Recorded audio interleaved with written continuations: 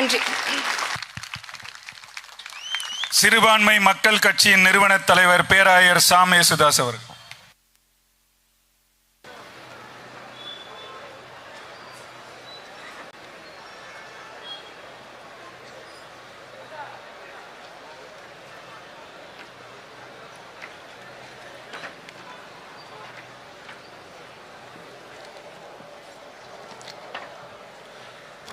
அண்ணன் உட்பட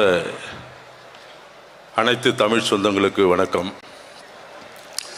வேத புஸ்தகத்திலிருந்து ஒரு வசனத்தை நான் உங்களுக்கு வாசித்து நான் என்னுடைய உரையை தொடங்க விரும்புகிறேன்.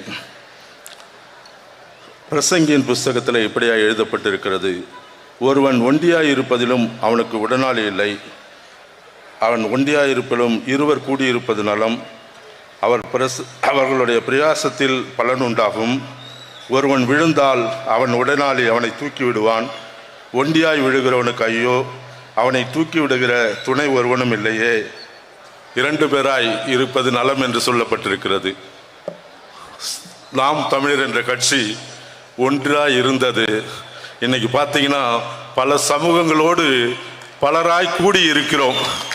இதுதான் 2026 நாம் அரியணையிலே உட்கார போவதற்கு ஆரம்பம். வேதம் அப்படித்தான் சொல்லுகிறது. ஒண்டியாய் இருப்பதை காட்டிலும் மற்றவனோடு கூட இருப்பது நலம். இன்னைக்கு அநேகர் வந்திருக்கிறார்கள்.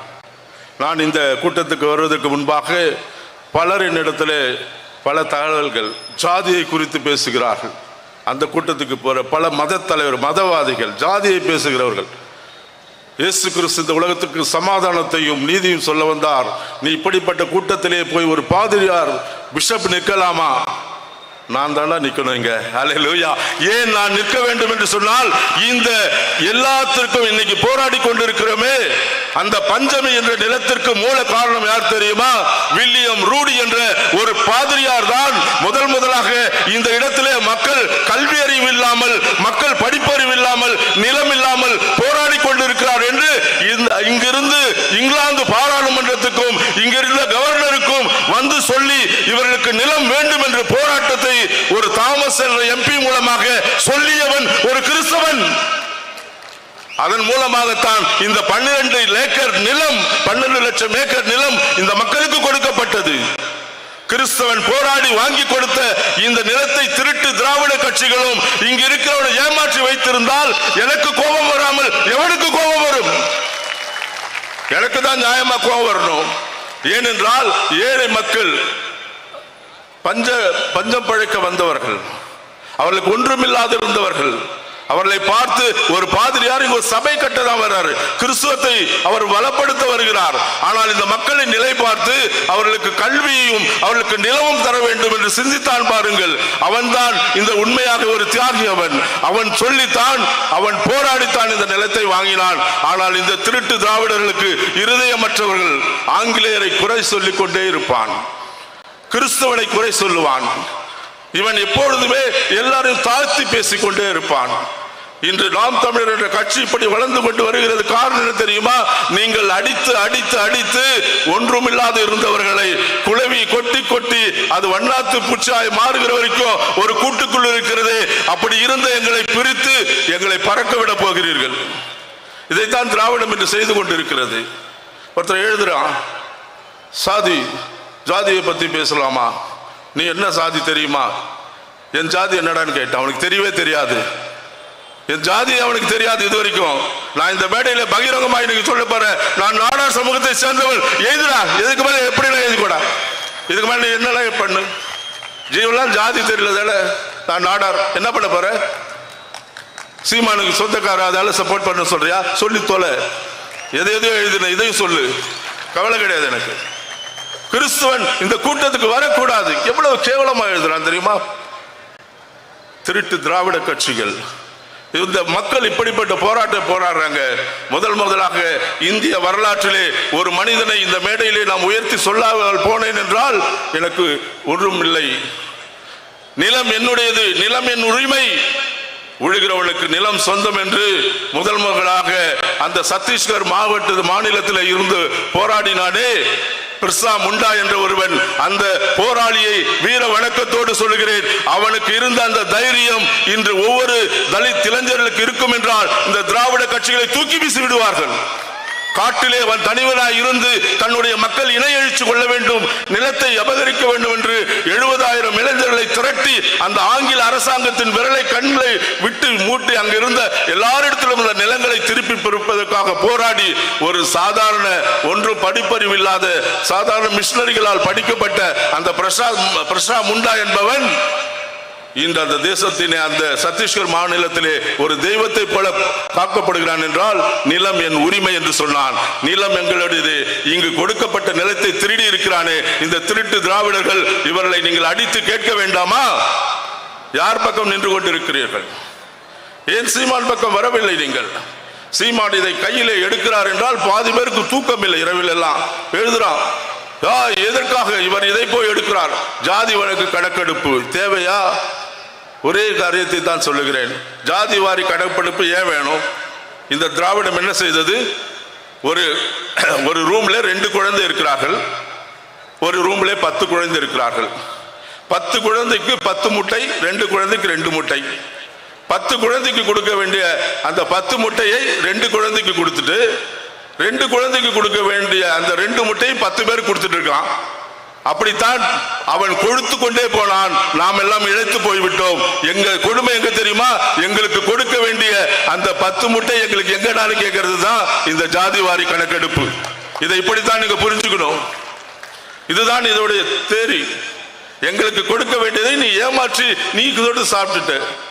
தமிழ்நாடு சொல்லப்பட்டது வந்தாரை வாழ வைக்கும் தமிழகம். ஆமாண்டா, இது இளிச்சவாய தமிழகம். வந்தாரெல்லாம் வாழ வைக்கும். ஆமா, மார்வாடியை வாழ வைக்கும், மலையாளியை வாழ வைக்கும், தெலுங்கனை வாழ வைக்கும், தமிழனை மட்டும் ஆளவே வைக்காது. இது தமிழனை ஆள வைக்கவே கூடாது என்று நினைத்திருக்கிற வந்தாரை வாழ வைக்கிற தமிழகத்தில் தான் இன்னும் தமிழர்களாய் நாங்கள் முட்டாளாய் நின்று கொண்டிருக்கிறோம். நீ என்னென்ன சொல்லிக்கோ, எப்படியெல்லாம் பேசிக்கோ. நாம் தமிழர் என்ற கட்சியிலே கிறிஸ்தவர்கள் இன்னைக்கு ஏன் நாங்கள் வைராக்கியமாய் வருகிறோம்? அநேக கிறிஸ்தவர்கள் தீர்மானிச்சிருக்காங்க. நீ என்னென்ன சொல்லிப்பாரு, நீ எங்களை மதத்தால் சொல்லு. சீமான் அப்படி போய் விட்டார், இப்படி போயிட்டார். அவர் எப்படி போனாலும் சீமானை பின்தொடர்ந்து கொண்டிருக்கிறோம். 1 லட்சம் பல லட்சம் கிறிஸ்தவ வாக்குகள் வருகிற தேர்தலிலே நீங்க பாருங்க, ஒரு பெரும் மாபெரும் ஒரு மாற்றத்தை இந்த தமிழ்நாட்டிலே கிறிஸ்தவர்கள் உண்டாக்குவார்கள். ஏன் தெரியுமா? உண்மையான மனுஷனுக்கும் போலியான மனுஷனுக்கும் எல்லாருக்கும் வித்தியாசம் தெரியும். கிறிஸ்தவர்கள் படித்தவர்கள். இங்கே அநீதியான ஒரு திமுக ஆட்சி நடக்கிறது. இன்னைக்கு வந்தா சிறுபான்மை மக்களுக்கு பாதுகாப்புன்னு சொல்றான். வத்தலகுண்டு என்ற பகுதியிலே ஒரு திருச்சபை இருக்கிறது. அங்கு ஒரு இலங்கை தமிழர் ஒரு பாதிரியாராக இருக்கிறார். அவரை பாதிரியாராக இருக்க விடாமல் அங்க இருக்கிற மாவட்டத்தில் இருக்கிற ஒவ்வொருவரும் தொல்லை கொடுத்து கொண்டே இருக்கிறான். திராவிட திமுக எங்களுக்கு பாதுகாப்பு, ஏன்னா இவனை கூட்டு போய் ஜெயில வச்சுட்டா பாதுகாப்பு அவனுக்கு. கிறிஸ்துவனை எப்படி ஏமாத்துறான் பாருங்க. அவரை விடாது தொந்தரவு பண்றான். வத்தலகுண்டுல அநேக நீடாமங்கலம் போன்ற பகுதிகளே, தஞ்சாவூர் போன்ற பகுதிகளே பாஸ்டர்னு யாராவது ஒரு சின்ன கம்ப்ளைண்ட் கொடுத்துட்டா அடுத்த நிமிஷம் போலீஸ் ஜீப்போட வந்து அவனை தூக்கிட்டு போயிடுறான். தூக்கிட்டு போயிட்டு காசு கேட்டு மிரட்டுறான். போலீஸ் டிபார்ட்மெண்ட் இன்று கேவலமான வேலையை செய்து கொண்டிருக்கிறது. கிறிஸ்தவர்கள் உணர்ந்து கொள்ள வேண்டும் என்பதற்காக சொல்ற திருட்டு திராவிட கட்சிகள் இது கிறிஸ்தவர்களுக்கு பாதுகாப்பான ஆட்சி இல்ல, எதிரான ஆட்சி என்பதை இவர்கள் புரிந்து கொள்ள வேண்டும் என்பதற்காக சொல்ற ஒவ்வொருவரும் கிறிஸ்தவர்கள் அச்சுறுத்தப்பட்டு கொண்டிருக்கிறார்கள். ஆனால் வெளியே இருக்கிற பிம்பம் என்ன தெரியுமா?